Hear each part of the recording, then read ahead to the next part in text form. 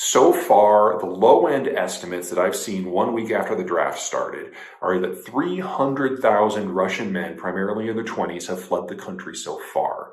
That is supposedly how many people the Russian draft is supposed to activate in this first phase. It'll probably be more than that in time. But the Russians only have 6.8 million men in their 20s. So losing people in the hundreds of thousands is not a rounding error.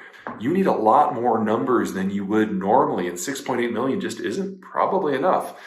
And that's before you consider that Russia was in a state of advanced demographic decay. It no longer has the numbers that it needs in volume.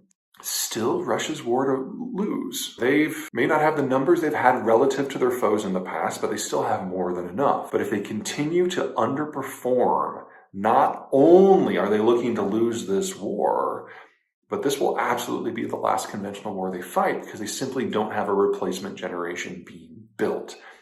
And the age group that would normally be doing the building is running right now. It's been about a week since the Russians activated their draft for their partial mobilization. And so things are not going well. Every plane out of all Russian locations to any other location are full. Every ticket for the next month has basically been sold on every possible plane. People are chartering private flights at 25 grand a seat in order to get out, and there are miles-long traffic jams at exit points, especially in Georgia and in Finland, where you can still drive out. So the Russian strategy for all of its wars has always been about numbers.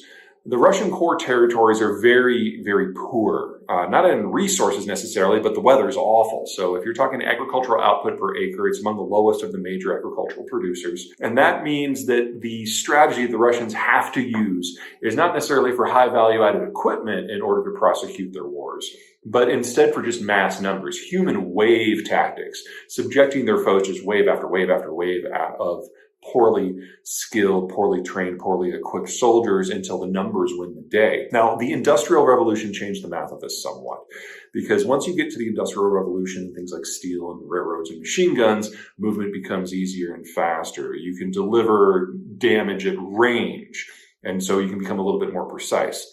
But in the case of Russia, it hasn't been as much of a game changer as you might think, because most of the countries that Russia borders have industrialized deeper and more quickly, going back to the dawn of the Industrial Revolution itself. And there's no exception there today. So it's still a numbers game. The problem is human wave tactics don't work when the other side doesn't simply have machine guns, but artillery and air power. And because of the Russian incapacity to train and because of their logistical incompetence, now on the Eastern Front, in places like Donetsk and Luhansk, in most battles, the Ukrainians are fighting as a near-peer power. They've managed to capture enough Russian equipment that the Russians are no longer enjoying a 10 or 20 to 1 artillery ratio. It's something much more close to even.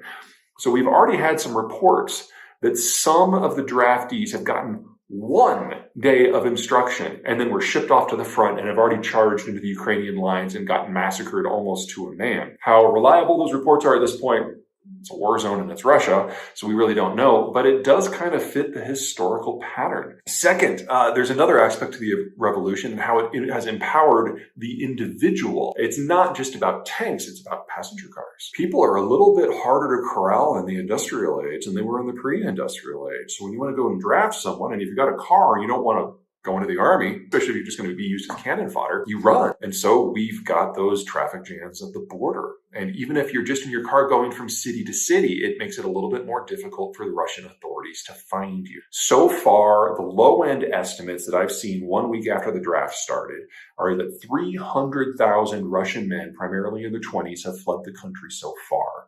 That is supposedly how many people the Russian draft is supposed to activate in this first phase. It'll probably be more than that in time. But the Russians only have 6.8 million men in their 20s. So losing people in the hundreds of thousands is not a rounding error. And if you combine this numbers game with human wave tactics and the industrial ability to either flee or mow down the troops, you need a lot more numbers than you would normally, and 6.8 million just isn't probably enough. And that's before you consider that Russia was in a state of advanced demographic decay. It no longer has the numbers that it needs in volume. Bottom line of all of this, still Russia's war to lose.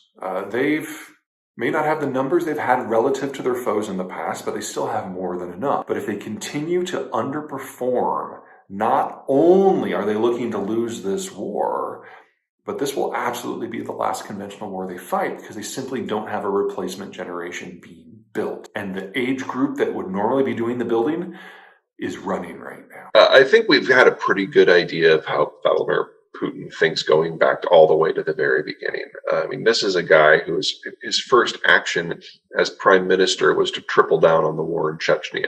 He believes that violence is a means to an end. He doesn't like revel in violence for violence's sake. You know, this is not Stalin. He's also not as smart as Stalin. But the idea that the coherence of the Russian system is his first and only priority is something he has not wavered on from the beginning. Now, he will use tactics to achieve that of course, put most of Russia's neighbors in huge danger. That is not unique to him. That has been part of the Russian government mindset going back to the czars and like the early czars. So when it comes to the specifics and the tactics, I don't spend a lot of time thinking about it. The problem from my point of view is the overarching strategy.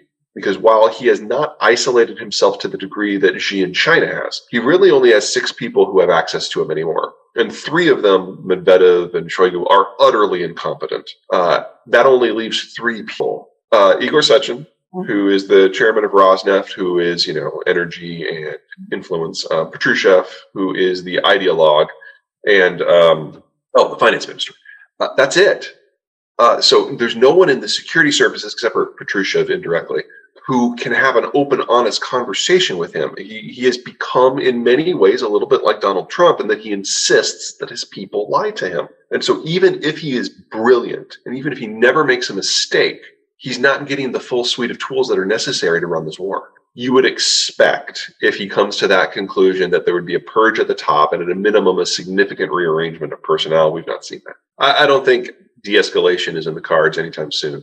The Russian periphery is very difficult to defend unless it's a forward defense. And so from the Russian point of view, it's not just that they need Ukraine and all of Ukraine. They need the next band of countries beyond it. And the only thing that would be worse in a situation of demographic collapse that the Russians are dealing with than not launching this war would be to launch it and fail it. So they've launched it. It's not going great. They're going to double, triple, and quadruple down until they have nothing left. Russia historically fights until it cannot fight any longer. It has never backed down from a war without at least 500,000 battlefield deaths. And at most, we're looking at 70,000 right now.